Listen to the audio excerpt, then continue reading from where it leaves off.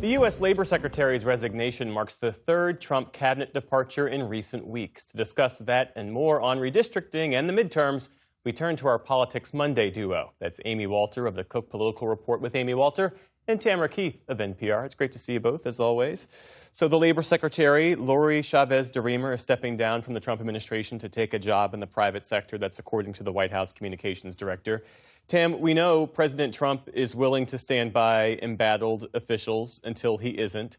What tends to be the tipping point? Yeah, and this is the third embattled official that is now out.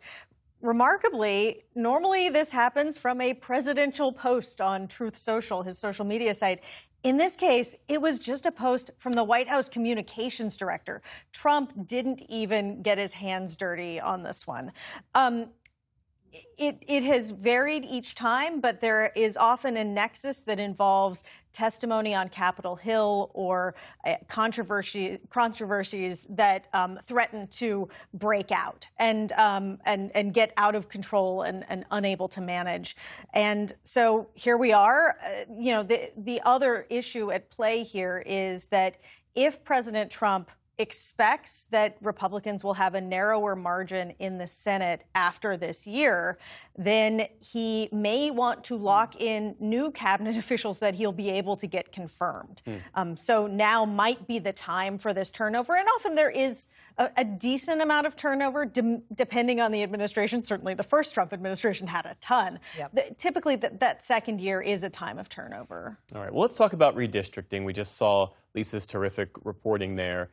Amy, polling shows Virginians narrowly favoring this measure, even though the Democratic governor, Abigail Spanberger, won statewide by roughly 15 points. So why that disconnect? Is this not going, well, who knows, right? But is it going to pass? What's the disconnect is you do have a lot of independent voters who don't like Donald Trump, but who also like the nonpartisan redistricting that has already taken place and that the current map is all about. I mean, in California and in Virginia, the conversation about redistricting has centered really around Donald Trump, at least the conversation on the Democratic side. Let this be a check on Donald Trump.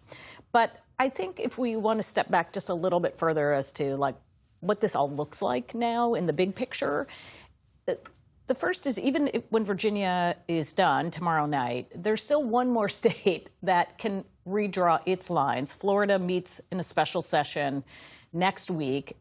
The potential there is that they redraw a map that would give Republicans 2 to 3 seats. That is likely to be our last map before the 2026 election.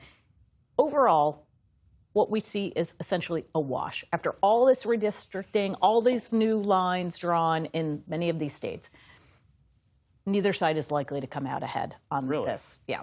The second is that it's been interesting to watch sort of the pressure campaigns from both sides.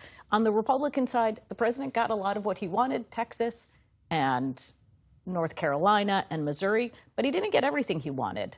He really pressured a state like Indiana, for example, that rebuffed him. Same with Kansas, New Hampshire. And on the Democratic side, even dark blue states that didn't have to go through this whole referendum process, like Virginia and California did to redraw their lines, Illinois and Maryland, they decided not to take up redistricting. So not everybody jumped on board from the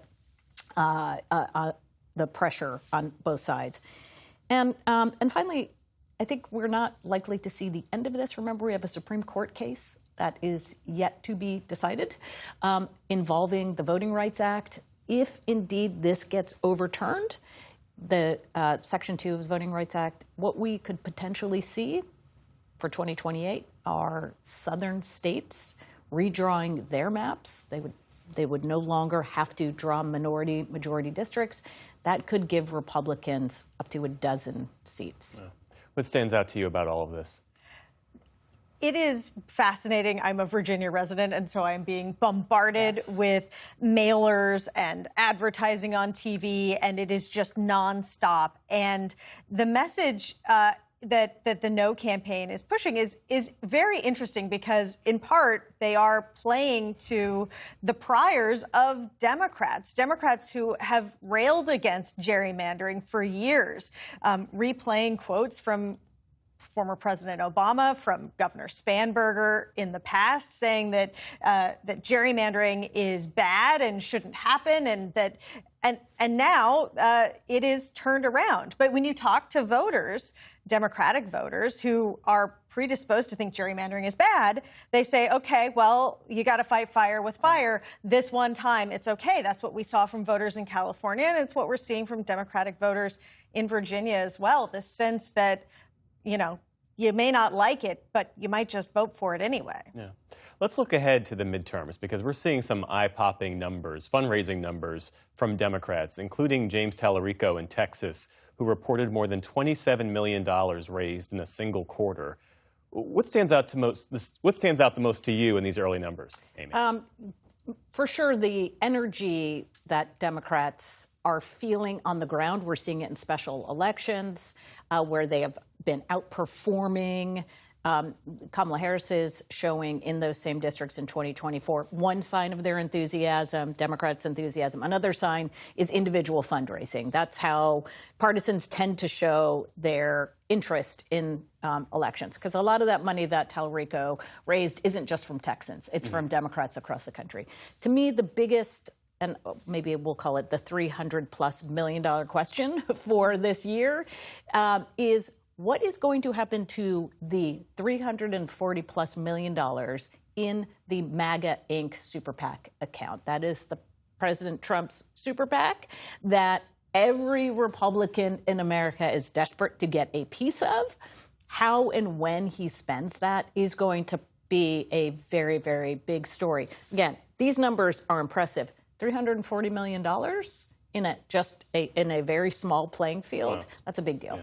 And Tam, of course, we know from history that fundraising money doesn't always translate into votes. Money does not necessarily always translate into votes. The other thing I will just note quickly is that although Democratic candidates are raising a lot of money, the Democratic Party, the DNC and the Democratic Party committees are not raising as much. And so that might make coordinating or prioritizing where the money goes a little bit more challenging coming into the fall because these high-profile viral candidates are able to just direct money to themselves.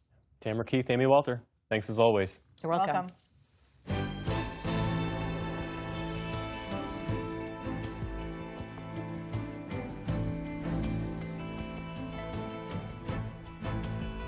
Support journalism you trust. Support PBS News.